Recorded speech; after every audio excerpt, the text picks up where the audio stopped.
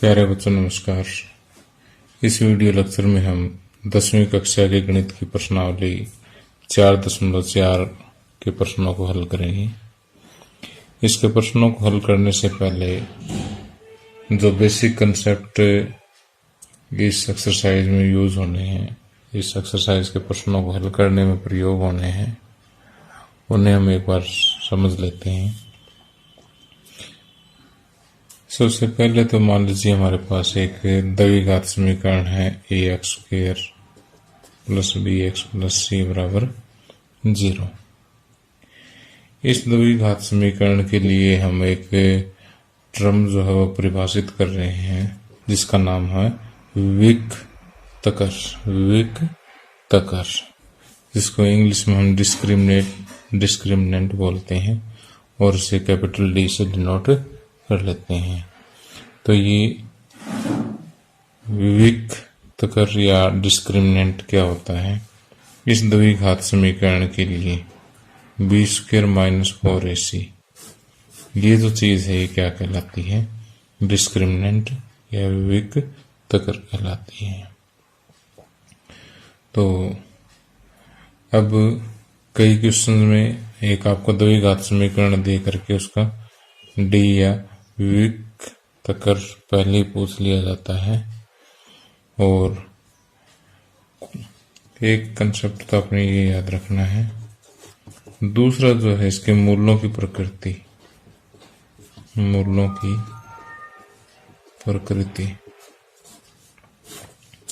द्विघात समीकरण के मूल जो है वो 3 प्रकार के हो सकते हैं। कि सबसे पहला तो 2, देखिए द्विघात समीकरण तो मूल तो 2 ही होंगे, तो दोनों मूल भिन्न हो सकते हैं, दोनों भिन्न मूल हो सकते हैं और वास्तविक हो सकते हैं। 2 भिन्न और वास्तविक। या फिर क्या हो सकते हैं कि 2 मूल हो लेकिन दोनों बराबर हो, 2 बराबर और वास्तविक भी हो सकते हैं। या फिर तीसरा कोई वास्तविक मूल ना हो, कोई वास्तविक मूल ना हो। तो कहने का अर्थ ये है कि किसी भी द्विघात समीकरण के अगर हम मूल निकालें तो 2 अलग अलग मूल भी निकल सकते हैं और दोनों वास्तविक भी हो सकते हैं। अब दोनों बराबर भी हो सकते हैं और वास्तविक भी हो सकते हैं, और कोई वास्तविक मूल ना हो ऐसा भी हो सकता है। तो किसी द्विघात समीकरण को देख के कैसे पता लगे कि इसके मूलों की प्रकृति क्या है? उसके लिए आप D निकालोगे। अगर D > 0 है, 0 से बड़ा है, तो इसके 2 भिन्न भिन्न मूल होंगे, दोनों वास्तविक होंगे। अगर D 0 के बराबर है तो 2 मूल होंगे और दोनों ही 2 बराबर होंगे, वास्तविक होंगे। और यदि D 0 से छोटा है तो इसका कोई वास्तविक मूल नहीं होगा।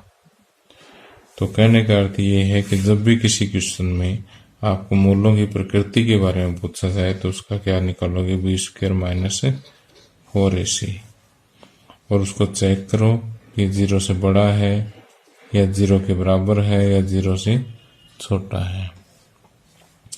अगर बड़ा है तो 2 भिन्न मूल और वास्तविक, बराबर है तो 2 बराबर मूल और वास्तविक, और छोटा है तो इसका कोई वास्तविक मूल नहीं है। इसे बात आपने अच्छी तरह से याद रखनी है। अब आइए प्रश्न नंबर 1 को हल करते हैं। यहाँ प्रश्न नंबर 1 के 3 भाग हैं और तीनों भागों के लिए ऊपर स्टेटमेंट दी हुई है कि निम्न द्विघात समीकरणों के मूलों की प्रकृति ज्ञात कीजिए और मूलों का अस्तित्व हो तो उन्हें ज्ञात कीजिए। पहले तो हमें चेक करना है कि इसके मूलों की प्रकृति क्या है। यदि वास्तविक मूल है तो हमें उसको, जैसे पिछली प्रश्नावलियों में सोल्व किया था, ऐसे हमें कोई भी विधि लगा के सोल्व कर देना है। तो आइए पहला पार्ट सोल्व करते हैं कि 2x² माइनस 3x प्लस 5 बराबर 0। तो यहाँ पर देखिए कि a बराबर कितना है 2, b बराबर -3 और c बराबर 5। अब क्या ज्ञात करना है? मूलों की प्रकृति। इसलिए d बराबर b² माइनस 4ac यानी -3 का स्क्वायर -4, a की जगह 2 और c की जगह 5। -3 का स्क्वायर हो गया 9, -4 दूनी 8 5 40, तो ये आ गया -31। अब -31 क्या है? 0 से छोटा है। अब d क्या आ गया? 0 से छोटा आ गया।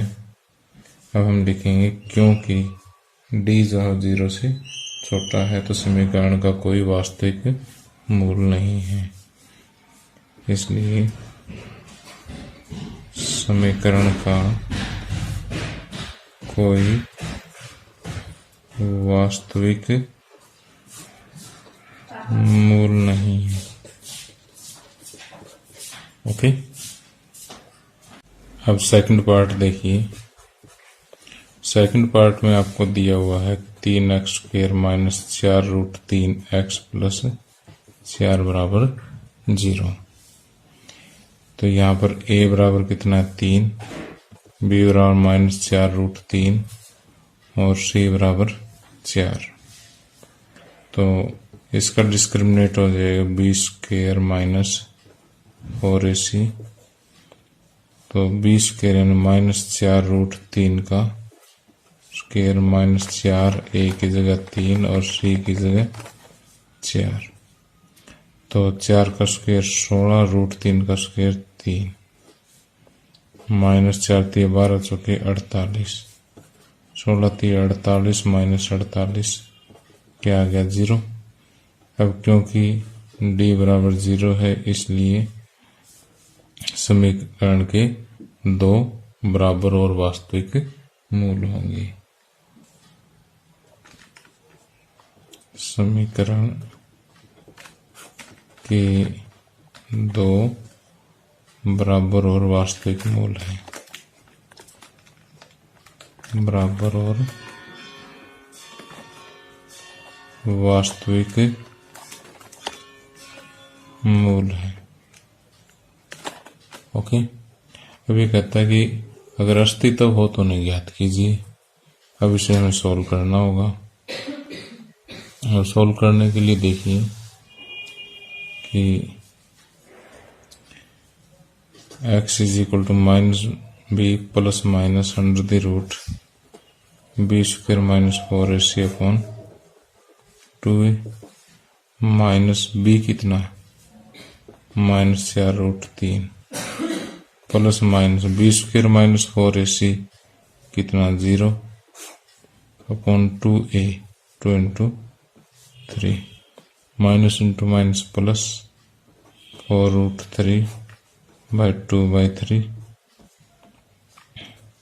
तो ये आ जाएगा 2√3/3। ये आंसर आ जाएगा। तो दोनों मूल यही हो जाएंगे 2√3/3 और दूसरा रूट भी 2√3/3, क्योंकि एक बार 0 प्लस करेंगे दूसरी बार 0 माइनस तो रहेंगे तो बराबर। तो ये आंसर आ जाएगा इसका। ओके, अब इसका तीसरा पार्ट सॉल्व करते हैं। तीसरे पार्ट में आपको दिया हुआ है 2x² माइनस 6x प्लस 3 बराबर 0। ओके, तो यहाँ पर a बराबर कितना 2, b बराबर -6 और c बराबर 3। तो देखिए पहले तो मूलों की प्रकृति ज्ञात करनी है, तो हम इसका d ज्ञात करेंगे। d क्या होता है b² माइनस 4ac और b यानी -6 का स्क्वायर -4, ए की जगह 2 और सी की जगह 3। 6 6 36, 4 दूनी 8, 3 24। ये बच गए 12। 12 क्या 0 से बड़ा है, तो इसके मूल क्या होंगे, वास्तविक होंगे। इसलिए दिए गए समीकरण के मूल वास्तविक होंगे। ओके, अब x बराबर -b plus minus under the root b² -4ac upon 2a minus b की जगह -6 प्लस माइनस b² -4ac भी कैलकुलेट किया, कितना है √12 अपॉन 2a 2 इंटू 2, तो ये आ जाएगा माइनस इंटू माइनस प्लस 6 √12। √12 को आप लिख सकते हो 2 6 12, 2 दूनी 2 3 6, तो ये जोड़ा बन गया 2√3 लिख सकते हैं इसको। तो प्लस माइनस 2√3/4। अब क्या होगा कि 2 ऊपर से कॉमन आ जाएगा, यहाँ बचेगा 3 प्लस माइनस √3/4। 2 1 2, 2 दूनी 4, तो ये आएगा 3 प्लस माइनस √3/2। ओके, तो अब यहाँ जगह थोड़ी सी कम है, मैं इस साइड कर देता हूँ। तो x के 2 मान आ जाएंगे 3 प्लस √3/2 और 3 माइनस √3/2। ओके, x बराबर 3 प्लस √3/2 और 3 माइनस √3/2, ये x के 2 मान हो जाएंगे। ओके, आगे प्रश्न नंबर 2। निम्न प्रत्येक द्विघात समीकरण में k का ऐसा मान ज्ञात कीजिए कि उसके 2 बराबर मूल हों। तो देखिए यहाँ पहला पार्ट है 2x² प्लस kx प्लस 3 बराबर 0। यहाँ पर एक k दिया हुआ है, उसका मान ज्ञात करना है, और इस द्विघात समीकरण के मूल क्या है, बराबर है। तो यहाँ पहला पार्ट है 2x² प्लस kx प्लस 3 बराबर 0। अब क्योंकि समीकरण के मूल बराबर हैं, समीकरण के मूल बराबर हैं, इसलिए d क्या होएगा, 0 होएगा। तो यहाँ पर a क्या है, 2, b k के बराबर और c 3 के बराबर है। तो d क्या होता है, b² माइनस 4ac। तो ये किसके बराबर आएगा, 0 के बराबर। इसका मतलब k² माइनस 4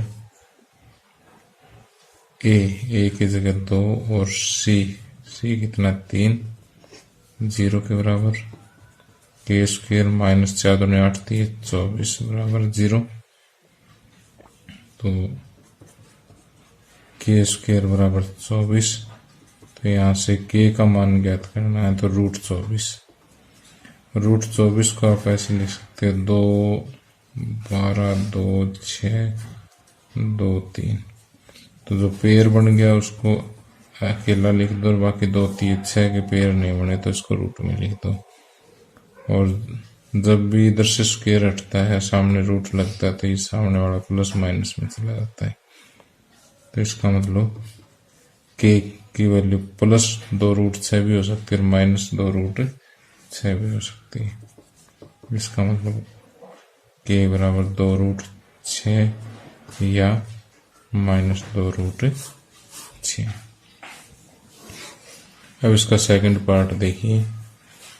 सेकंड पार्ट में आपको दिया हुआ है kx इंटू x -2 प्लस 6 बराबर 0। तो इसका मतलब के x square minus 2kx plus 6 बराबर 0। यहाँ a बराबर क्या आएगा, के, b बराबर -2k और c बराबर 6। अब वही लाइन लिखें क्योंकि समीकरण के मूल बराबर हैं, इसलिए d बराबर 0।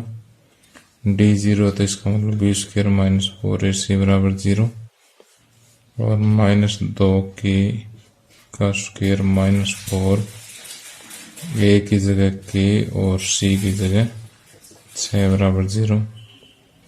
माइनस का स्क्वायर हमेशा प्लस होता है, 4k स्क्वायर माइनस 6 चौके 24k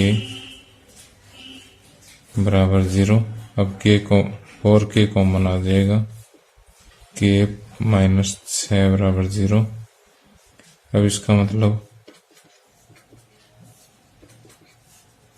मतलब 4k इज इक्वल टू 0 या k माइनस 6 बराबर 0। तो इसका मतलब k बराबर 0 या k बराबर 6। तो इस तरह से ये दो आंसर हमारे पास आ जाते हैं, k के दो मान हमें प्राप्त हो जाएंगे जिसके लिए इसके मूल बराबर हों। प्रश्न नंबर 3, क्या एक ऐसी आम की बगिया बनाना संभव है जिसकी लंबाई चौड़ाई से दुगनी हो और उसका क्षेत्रफल 800 वर्ग मीटर हो? यदि है तो उसकी लंबाई और चौड़ाई ज्ञात कीजिए। कि हमें एक आम की बगिया बनानी है जिसकी लंबाई चौड़ाई से दुगनी हो, तो चौड़ाई मान लिया x है तो लंबाई कितनी होगी, 2x होगी। और उसका क्षेत्रफल क्या होता है, लंबाई गुणा चौड़ाई, ये कितना होना चाहिए, 800 वर्ग मीटर होना चाहिए। तो यहाँ पर हमें चेक करना है, देखिए क्षेत्रफल कितना हो गया, लंबाई गुणा चौड़ाई यानी 2x स्क्वायर। तो प्रश्न के अनुसार 2x स्क्वायर किसके बराबर हो, 800 वर्ग मीटर के बराबर। 2x स्क्वायर बराबर 800, x स्क्वायर बराबर 800 का आधा कितना हो जाएगा, 400। तो यहाँ से हमें द्विघात समीकरण प्राप्त हो गया, x स्क्वायर माइनस 400 बराबर 0। तो यहाँ से a देखिए कितना, 1, b है नहीं हमारे पास क्योंकि x वाला पद ही नहीं है, और c बराबर है -400। अब ये संभव है या नहीं, अगर मूल वास्तविक है तो संभव है और मूल वास्तविक नहीं है तो संभव नहीं है। तो पहले इसका d निकालेंगे, d यानी b स्क्वायर माइनस 4ac यानी 0 का स्क्वायर -4 इंटू a की जगह 1 और c की जगह -400। तो माइनस इंटू माइनस क्या आ गया, प्लस, 400 चौके 1600 जो कि 0 से बड़ा है, तो इसके मूल क्या आ गई, वास्तविक आ गई। तो क्योंकि d 0 से बड़ा है इसलिए मूल वास्तविक है और बगिया बनाना संभव है। ठीक, अब ये कहता है कि संभव यदि है तो उसकी लंबाई और चौड़ाई ज्ञात कीजिए। तो यहाँ से x स्क्वायर माइनस 400 बराबर 0, तो इसका मतलब x स्क्वायर बराबर 400, तो x बराबर प्लस माइनस रूट 400। तो x बराबर 400, 4 का वर्ग होगा 2, 20 हो जाएगा प्लस माइनस 20। तो x बराबर प्लस 20 मीटर या x बराबर माइनस 20 मीटर। लेकिन माइनस में तो लंबाई हो नहीं सकती, ठीक है। तो क्योंकि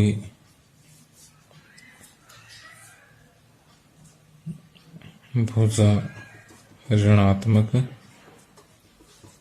नहीं हो सकती, इसलिए x बराबर प्लस 20 मीटर लेते हैं। ठीक, तो चौड़ाई होगी कितनी, 20 मीटर और लंबाई हो जाएगी इससे दोगुनी, 2 गुना 20, 40 मीटर। ठीक है, तो शुरुआत ऐसे कर देंगे। माना बगिया की चौड़ाई बराबर x मीटर और लंबाई बराबर 2 गुना x मीटर। ठीक, क्षेत्रफल आ गया यहाँ से यहाँ तक। उसके बाद आपने यहाँ से इधर वाला कॉपी कर लेना है। ठीक,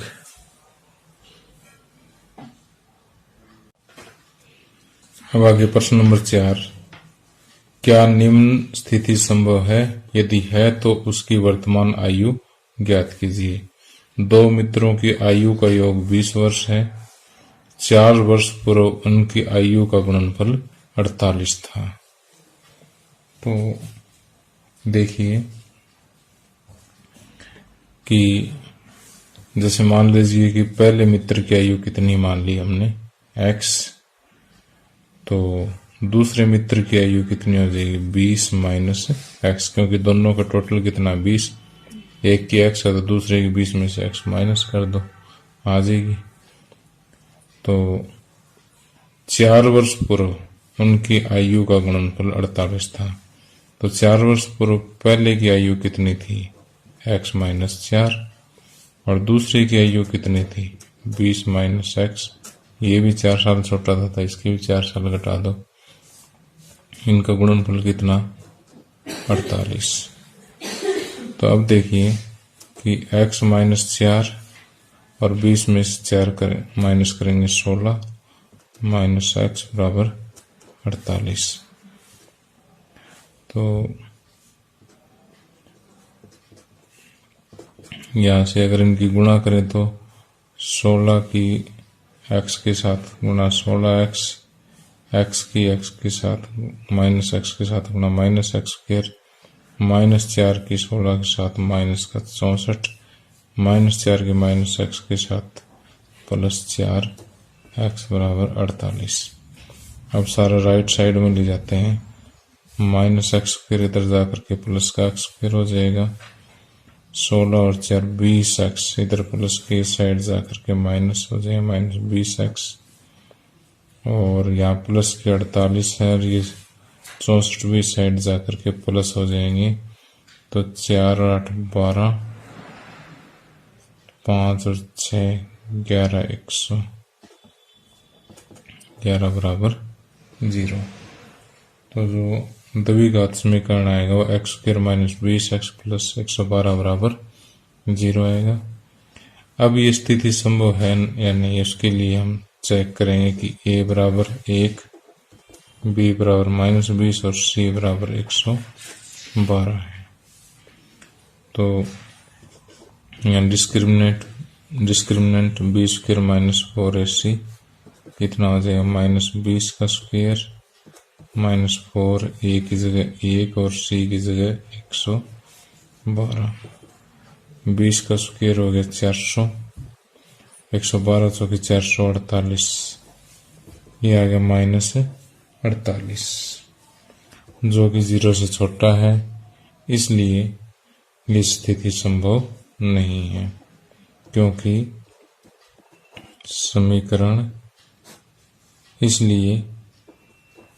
समीकरण के मूल वास्तविक नहीं है,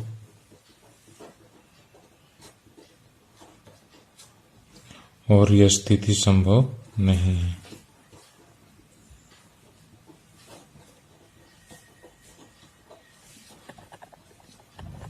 ओके, तो यहाँ पर हम ले लेंगे कि माना पहले मित्र की वर्तमान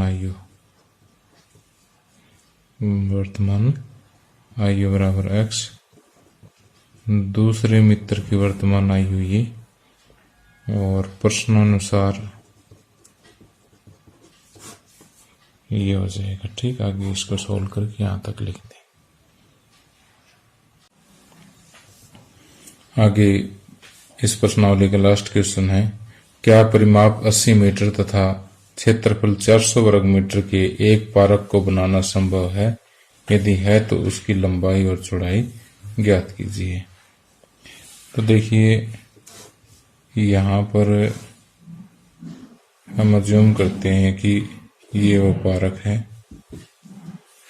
जिसकी लंबाई हम मान लेते हैं x मीटर और चौड़ाई मान लेते हैं y मीटर। ये थोड़ा सा सही बना लेना, आयताकार है, ये समझ गए होंगे आप।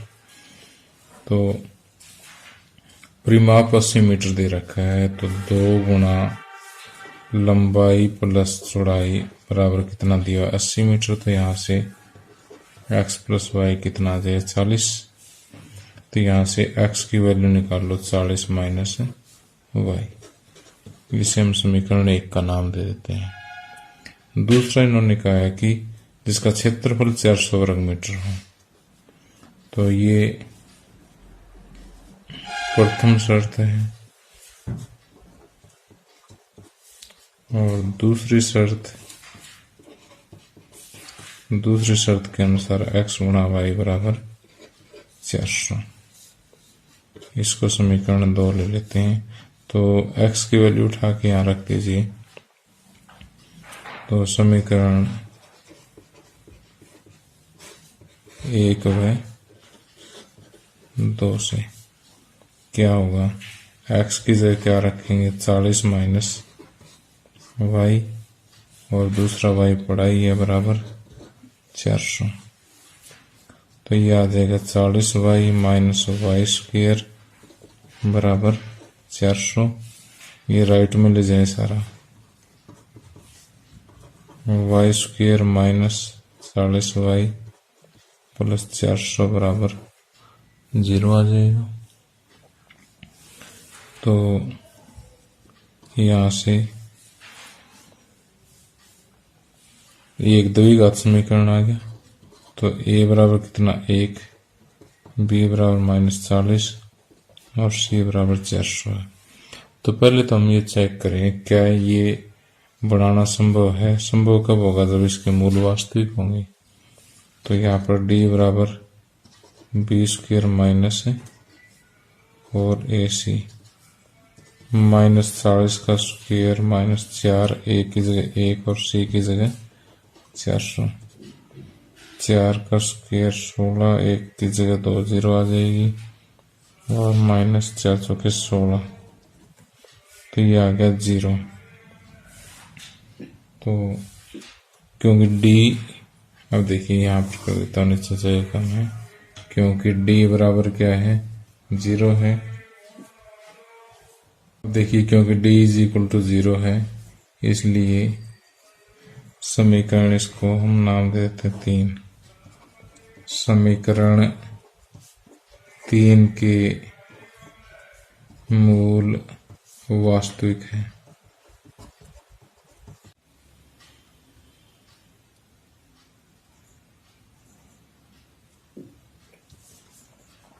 अब क्योंकि d बराबर 0 है तो इसके मूल वास्तविक है। वास्तविक कहते पारक बनाना संभव है।